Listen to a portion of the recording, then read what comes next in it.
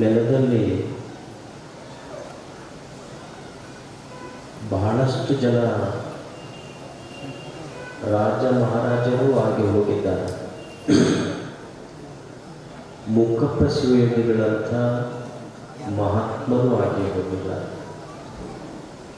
ಜನ ಯಾವ ರಾಜ ಮಹಾರಾಜರ ಸ್ಮರಣೆ ಮಾಡ್ತಾ ಇಲ್ಲ. ಇವತ್ತು ಏನೂ ಇಲ್ಲದ ಒಬ್ಬ ಬರಿಮೈ ಸಂತ, ಮಾತನ್ನೂ ಆಡದ ಮುಖಪ್ಪಜ್ಜನ ಪುಣ್ಯ ಸ್ಮರಣೆಗೆ ಸೇರಿದ್ದಾರೆ ಜನ.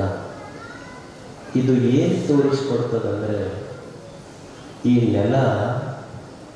ನೆಲದಲ್ಲಿ ಮಹಾರಾಜರು ಬಹಳ ಜನ ಹೋಗಿದ್ದಾರೆ, ಮಹಾತ್ಮರು ಬಹಳ ಜನ ಹೋಗಿದ್ದಾರೆ. ಮಹಾರಾಜನನ್ನು ಬಿಟ್ಟು ಯಾಕೆ ಮುಖಪ್ಪಜ್ಜನಂಥ ಮಹಾತ್ಮರಿಗೆ ಜನ ನೆನೆಸ್ತಾರಂದ್ರೆ,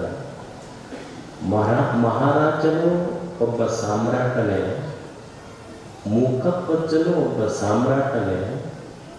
ಮಹಾರಾಜ ಮಣ್ಣಿನ ಸಾಮ್ರಾಟ, ಮುಖಪ್ಪಜ್ಜ ಜನರ ಮನಸ್ಸಿನ ಸಾಮ್ರಾಟ. ಅವರು ಮಣ್ಣನ್ನಾಡಿ ಮಣ್ಣಲ್ಲಿ ಹೋದರೆ ಇವರು ಮನಸ್ಸಿನೊಳಗೆ ಕೊಟ್ಟಿದ್ದಾರೆ. ಮಹಾರಾಜ ಕುಳಿತ ಸಿಂಹಾಸನವನ್ನು ಕಸುಗೊಳ್ಳೋರು ಹುಟ್ಟುತ್ತಾರೆ, ಆದರೆ ಒಬ್ಬ ಮಹಾತ್ಮ ಕುಳಿತ ಸಿಂಹಾಸನ ಯಾರೂ ಕಸುಗೊಳ್ಳಲಿಕ್ಕೆ ಸಾಧ್ಯ ಇಲ್ಲ. ಯಾಕಂದ್ರೆ ಅದು ಭಕ್ತರ ಹೃದಯ ಸಿಂಹಾಸನದಲ್ಲಿ